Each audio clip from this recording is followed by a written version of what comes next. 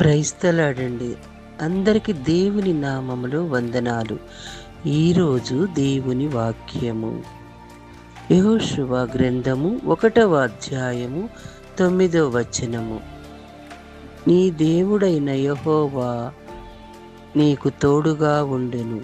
చూడండి, ఇది యెహోవా దేవుడు మనకి తోడుగా ఉంటే మనకి ఏ కొరత ఉండదు. ఈరోజు ఏప్రిల్ 15వ తారీఖు ఈ ఉదయకాలమందు ఈ శ్రేష్టమైన సమయములో దేవుడు మనతో మాట్లాడుతున్నాడు. నేను తోడుగా ఉంటానంటున్నాడు. ప్రభువు మనకి తోడుగా ఉంటే ఇంకా మనకి కొరత ఉండదు. ఆయన మనకి తోడుగా ఉన్నప్పుడు యెహోవా దేవుడు ఏ సమస్యలు వచ్చినా, ఏ బాధలు వచ్చినా, ఏ వ్యాధులు వచ్చినా, ఏ అప్పుల సమస్యలు ఉన్నా మనకి బాధ లేదు. ఎందుకంటే మన యెహోవా దేవుడు మనకి తోడుగా ఉంటానంటున్నాడు.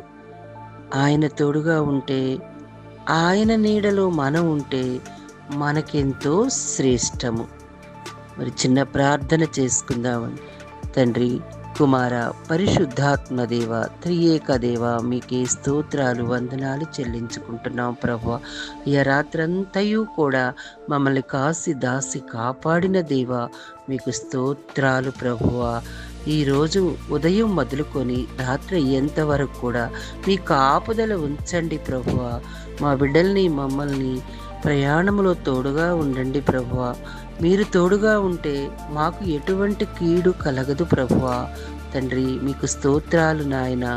అయ్యా ప్రభువా, పరిశుద్ధాత్మ దేవ, త్రియేక దేవ, యేసుదేవ, మీకు ఆరాధన చెల్లించుకొనుచున్నాం ప్రభువా.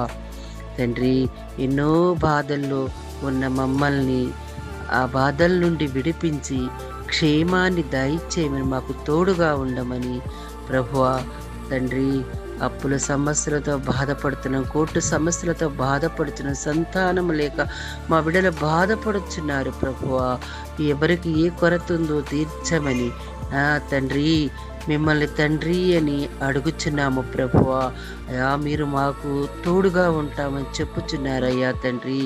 అట్టి విధంగా ప్రభువా మాకు తోడుగా ఉండి మమ్మల్ని కాసి కాపాడమని చిన్న ప్రార్థన ఆలకించమని ప్రేమగల యేసుక్రీస్తు పరిశుద్ధ నామములో అడిగి వేడుకొనుచున్నాము తండ్రి. ఆమేన్. అందరికీ ప్రైజ్ ది లార్డ్.